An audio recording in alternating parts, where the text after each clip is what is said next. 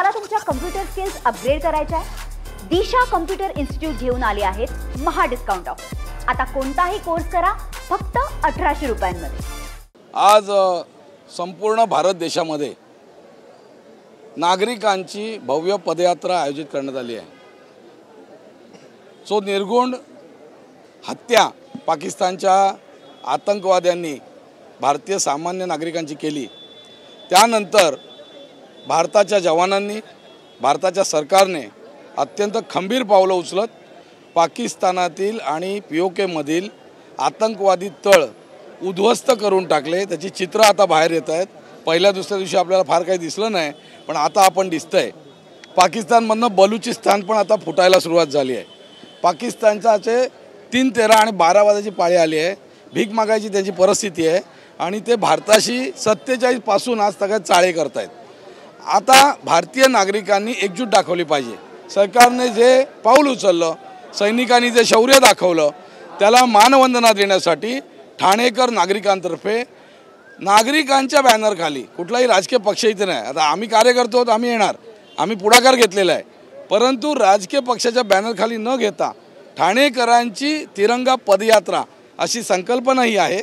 आणि याच्या अंतर्गत आपण बघत असतात हजारो नागरिक आज आलेले आहेत।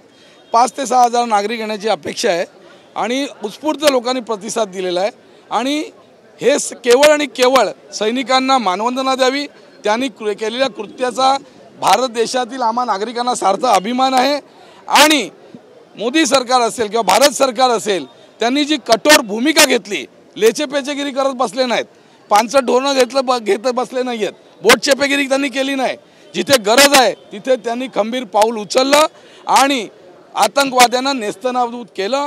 सिंदूर ऑपरेशन यशस्वी झालं आणि त्यामुळे त्याचा एक उत्साह, आनंद आणि सैनिकांना मानवंदना देण्यासाठी आज हजारो ठाणेकर नागरिक पदयात्रा काढत आहेत।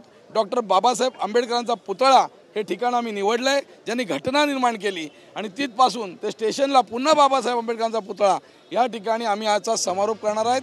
माझ्यासोबत विनय सहस्त्रबुद्धे आहेत, माजी खासदार निरंजनजी डावखरे आहेत, आमदार नारायण पवार, ज्येष्ठ नगरसेवक संजयजी वाघुले, माजी अध्यक्ष मडवीजी, डोंबरे साहेब, मृणालताई पेंडसे, सर्व मान्यवर आणि असंख्य RSSचे, संघ परिवारातील, विश्व हिंदू परिषद, ABVP, सर्व प्रकारच्या संघटना यामध्ये सहभागी झालेल्या आहेत। आणि अत्यंत उत्साह लोकांमध्ये आहे। वाईट नक्कीच वाटलं आपले बंधू मेल्याचं, पण भारताने जबाब दिल्याचा एक प्रकारचा अभिमान हा संचारला आहे आणि त्यामुळे लोक रस्त्यावर आले। भारतीय म्हणून आज आपण बघतोय की राज्यभर सगळ्याच ठिकाणी लोक एकत्र आले आहेत आणि त्याच्यामुळे एक संदेश खरं तर या ऑपरेशन सिंदूरच्या माध्यमाने देशाने माननीय मोदीजींनी दिलेला आहे की आमच्याकडे जर तुम्ही बोट केलं तर तुमचा हात उकरून टाकण्यासाठी भारतीय सगळे नागरिक हे सज्ज आहेत। आणि त्याच्यामुळे त्यांना ज्यावेळेस वाटलं होतं की जे आतंकीय अड्डे त्यांचे पाकिस्तानच्या आत आहेत, या इकडे कधी पोहोचणार, ते घुसून त्या तिकडे उद्ध्वस्त करण्याचं काम हे ऑपरेशन सिंदूरच्या माध्यमाने आपल्या सैन्य दलांनी केलेलं आहे। त्यांचा आम्हाला सार्थ अभिमान आहे आणि त्यासाठीच या इकडे मोठ्या संख्येने नागरिक जमलेले आहेत। राजनाथ सिंह यांनी देखील सांगितलेलं ऑपरेशन सिंदूर आता थांबणार नाही, पाकिस्तानने जर हल्ला केला तर ते आम्ही युद्ध समजलं जातं। मोदीजींनी अतिशय स्पष्ट संदेश देशवासियांना दिलेला आहे आणि त्या संदेशाच्या माध्यमाने जगाच्या पाठीवरती सर्वांना दिलेला आहे की आता ऑपरेशन सिंदूर हे सध्या स्थगित केलेलं आहे। ऑपरेशन सिंदूर थांबलं नाही आहे आणि त्याच्यामुळे जर याच्या पलीकडे पाकिस्तानने या संदर्भातली कुठल्याही प्रकारची चेष्टा केली तर त्यांना ती महागात पडेल, हाही संदेश माननीय मोदीजींच्या माध्यमाने स्पष्टपणे गेलेला आहे।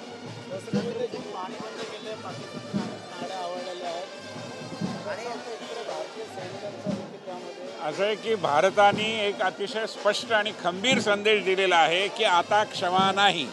आणि त्यामुळे पाकिस्तानचे राज्यकर्ते, तिथलं लष्कर, तिथली जनता यांना योग्य धडा शिकवण्याचं पाऊल ऑपरेशन सिंदूरच्या माध्यमातून उचललं गेलं। आणि आजची ही जी तिरंगा यात्रा आहे ही सीमेवर लढणारे आमचे जवान, त्यांचं नेतृत्व करणारे तिन्ही सेनादलांचे प्रमुख, त्यांच्या मागे राजकीय इच्छाशक्तीचं बळ उभं करणारे आपल्या देशाचे पंतप्रधान माननीय नरेंद्र मोदी आणि नरेंद्र मोदींच्या मागे उभी असलेली या देशातली कोट्यावधी जनता, या सगळ्यांना मानवंदना या पद्धतीने आजची ही तिरंगा यात्रा आहे. माझी खात्री आहे की या ऑपरेशन सिंदूर नंतर आता पाकिस्तान पुन्हा अशा प्रकारची हिंमत दाखवू शकणार नाही. भारतीयांची भूमिका आंतरराष्ट्रीय स्तरावर मांडण्यासाठी काही खासदारांची निवड करण्यात आली आहे. मात्र ठाकरे गटाकडून आरोप केला जातो की यांची घाई केली गेली आहे. काँग्रेसकडून आरोप नाही घाई काय, आपल्या देशाची भूमिका जगाच्या वेशीवर मांडण्याकरता खासदारांनी जाणं, सर्वपक्षीय खासदारांनी जाणं या इतकं चांगलं उदाहरण नाही. नरसिंह राव ज्यावेळी पंतप्रधान होते त्यावेळी अटल बिहारी वाजपेयी आपली भूमिका मांडायला गेले होते. त्यामुळे देश एक आहे, जवानांच्या पाठीमागे उभा आहे आणि पाकिस्तानला धडा शिकवण्याचा निर्धार सगळ्या देशाचा आहे. तो काही राजकीय पक्षबाजीतून आम्ही या विषयाकडे बघत नाही. आजची तिरंगा यात्रा सुद्धा ही ठाणेकर जनतेची यात्रा आहे, कुठल्या एका पक्षाची यात्रा नाही. संजय राऊतांचं म्हणणं आहे की यांना निवडण्याचं मागचं कारण काय, यांचं काय असं काय केलं की यांना निवडण्याचं, जेणेकरून एक खासदार त्याचा जास्त देखील त्यांना निवडण्याचं असं हा निर्णय लोकसभेचे सभापती, पंतप्रधान आणि सगळी मंडळी करत असतात. त्याच्यावर टिप्पणी करणं योग्य नाही. मला तुमच्या कम्प्युटर स्किल्स अपग्रेड करायच्या आहे? दिशा कम्प्युटर इन्स्टिट्यूट घेऊन आले आहेत महा डिस्काउंट ऑफ. आता कोणताही कोर्स करा फक्त 1800 रुपयांमध्ये.